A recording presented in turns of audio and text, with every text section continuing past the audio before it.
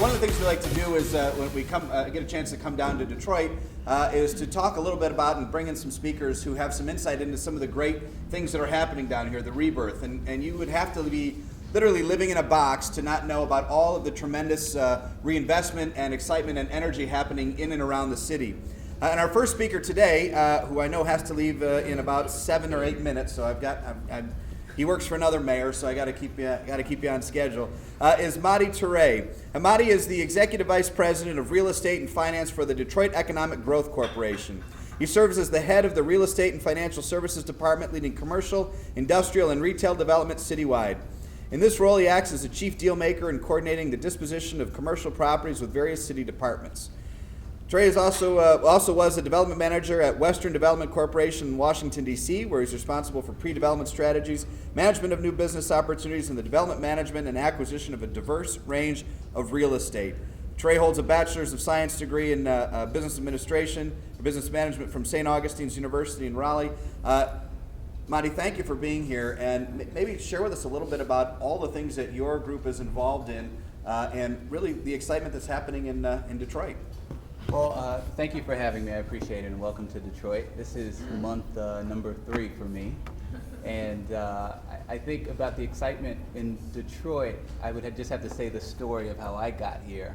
You know, when I heard about the position, I think visited Detroit maybe once or twice before, and just started researching, that was 4 years prior, and just started researching real estate in Detroit. So when I heard about the position, I went to my wife and I said, "What do you think about Detroit?" And she said, "I don't." And I said, and so I just sat on it for like 3 weeks, more research, and I went back and I said, "Do you mind if I throw my hat in the ring for this position in Detroit?" And she said, "Oh, sure, go for it." And then it came back down to 4 people, and she said, "We have to talk."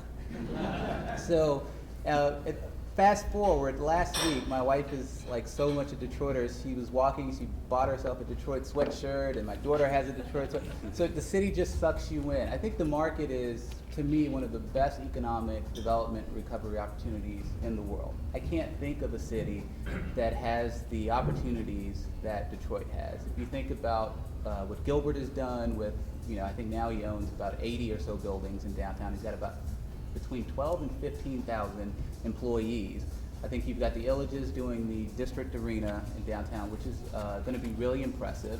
And the good thing about that is, in most cities, when you build stadiums, I always say they're probably bad investments. But the good thing about this is, because normally what they promise is to build housing, and they're going to bring retail, and all these great things, and normally what happens, it never happens as a result of the stadium.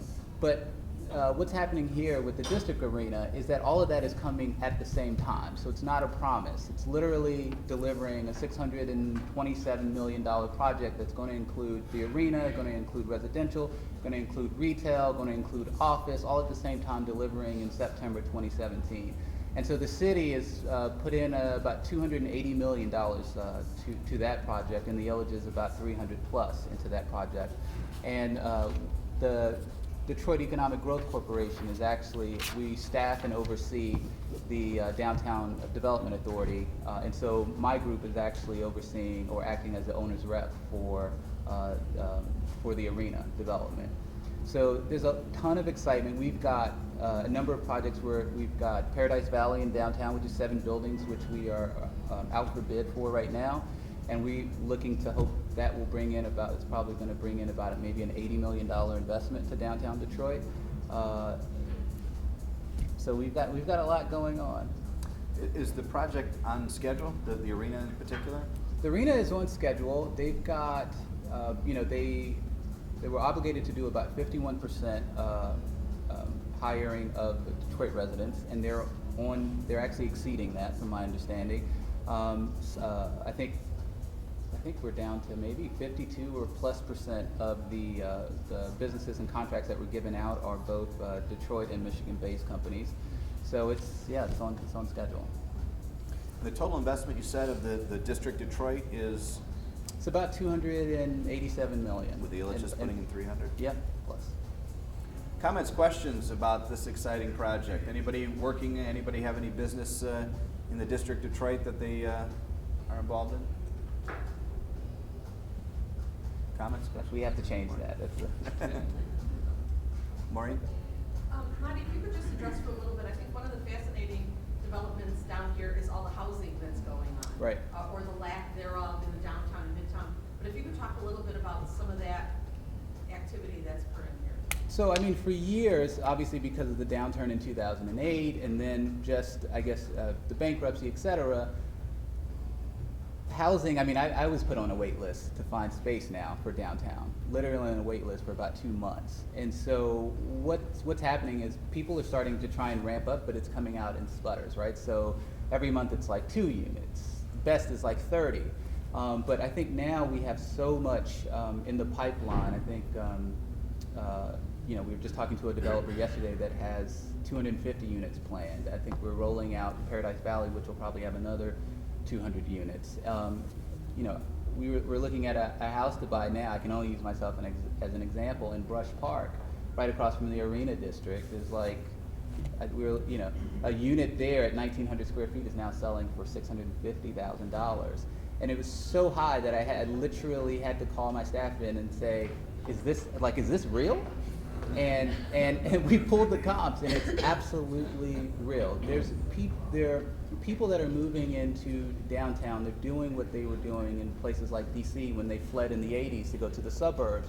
People are now saying the commute from the suburbs is too long for me to get to downtown, so why don't I rent an apartment? Oh, and now why don't I, you know, we're retiring, and why don't we actually buy in downtown or in Brush Park or in Midtown? So, I mean, I think you only need go to, you know, streets like where Shinola is, or go hang out in downtown, and you can really and truly feel the excitement. It does not take long to get excited about Detroit when you put your feet on the ground.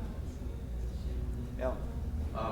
Moddie, you asked a question about who else is involved. I'm the gray-haired boy in a company called Kirkland Development, and been developing since the 70s, and I'm involved in the redevelopment of the Stroh Brewery site, Right.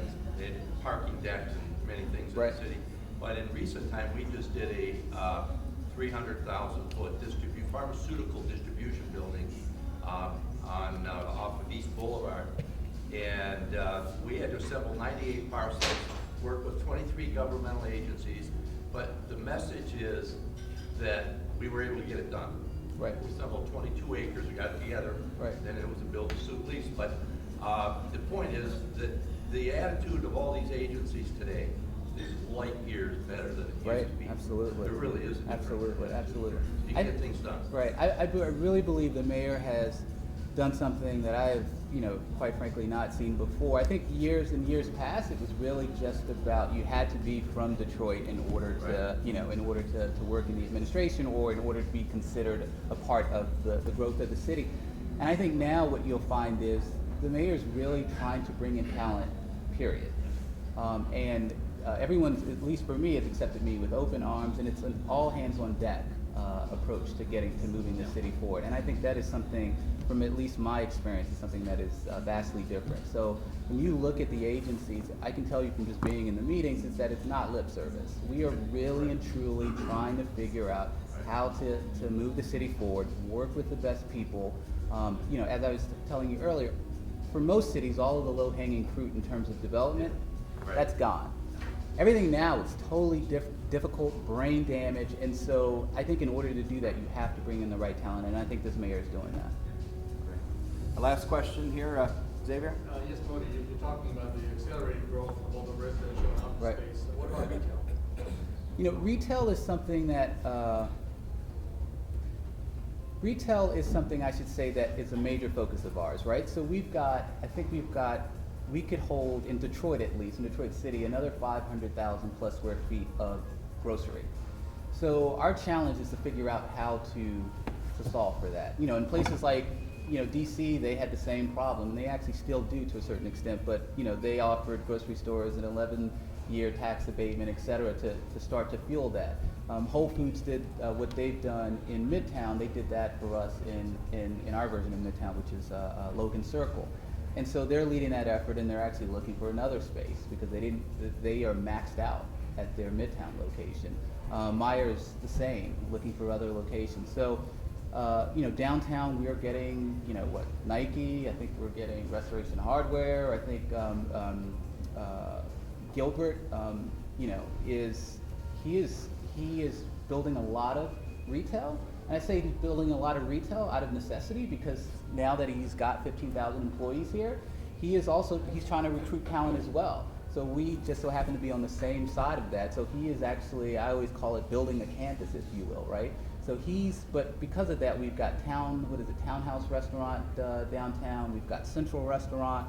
We have got, you know, a number of restaurants that are open. I think retail is something that I at least preach in my office that we really have to get ahead of. Because I think in order to be a world-class city, in order to attract people to come to your downtown, there has to be a reason. And number one, we have to be able to keep people here after 5 o'clock.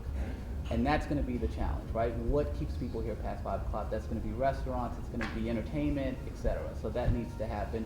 And I think we just have to really go on the offensive, which I think just because of where we're coming from hasn't been the case, but I think really now we're focused on the offensive. How can we go out and really recruit the best retailers that I think will make a difference? And I think you'll see over the next 5 or so years, I think you will be surprised at what we're working on.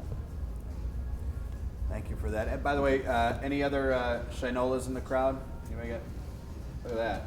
I'm getting mine this weekend, just so you know. Pretty, yeah, you know, 3 months. Right, okay. right. Pretty impressive. Right. Well, thank you very much. I know Thank you you have for to be on having here. I me. think we did Appreciate okay it. on your time. Yeah, Round of absolutely. applause for Thank Moddie you. Turay. Thank you.